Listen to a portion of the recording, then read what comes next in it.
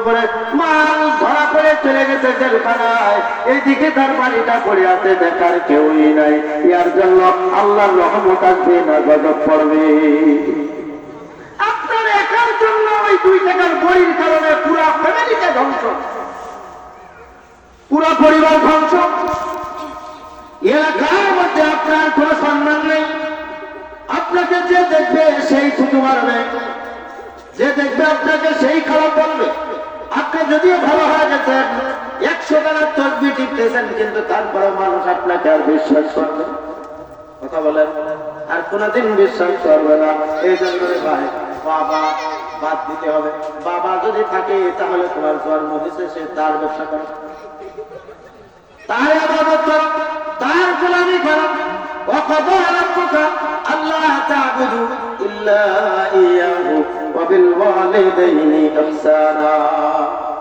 আল্লাহ তাআলা বলতেছেন, আমার ইবাদত করো, আমার পরে যদি করতে হয় তাহলে তোমার মা বাবার খেদমত করো।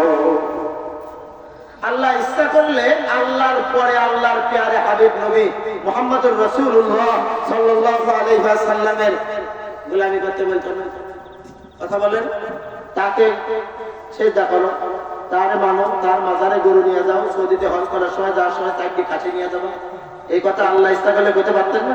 কিন্তু নবীর রওজায় সেজদা দেওয়ার মতো কারণ ক্ষমতা আছে।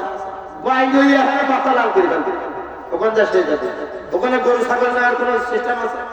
কোনো সিস্টেম নাই। তাহলে বোঝা যাচ্ছে কি যে আমার নবীর রওজার থেকে মনে হয় আমার বাবার জন্ম দিয়ে আরো বেশি। কি কথা বলেন? এরকম হচ্ছে কি হচ্ছে না? তুমি মান্য আমার পেটে সন্তান আছে, এটার জন্য বাবার দরবারে খাসি মানছি, বাবার দরবারে খাসি মানছি, ওইটা বাবার দরবারে না মানে শ্মশানে মানে, তাও কাজে লাগবে না, কোনো ফায়দা হবে না। মা বাবার অনুগত্য করো। কোন টাইমে করো? ইম্মা ইয়াবলুগান্না ইনদাকাল কিবার, বার্ধক্যজনিত অবস্থা। কোন অবস্থায়? এখন বাবা আর ভ্যান চালাইতে পারে না, 50 বছর হয়েছে, 40 বছর 50 বছর পর্যন্ত খাইতে খাইতে আমারে খাওয়াইয়া মানুষ বানাইছে। এখন বাবার বয়স কয় বছর? 50 বছর 60 বছর হয়ে গেছে, এখন ভ্যান কিনে চালাচ্ছে।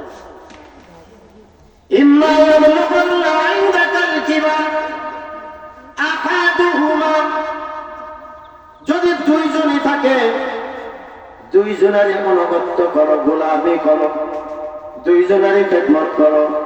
আও কিলাহুমা, 2 জন যদি না থাকে, 1 জন যদি থাকে, তাহলে তার অনুগত্য করো, তার গোলামি করো, তার খেদমত করো। ফালা তাকুল লাহুমা উফ, তোমার কারণে, তোমার কোনো একটা কারণে যদি কোনোদিন তোমার মা এবং বাবা মুখ থেকে খালি যদি উফ শব্দটুকু করে, তাহলে তোমার জীবন শেষ।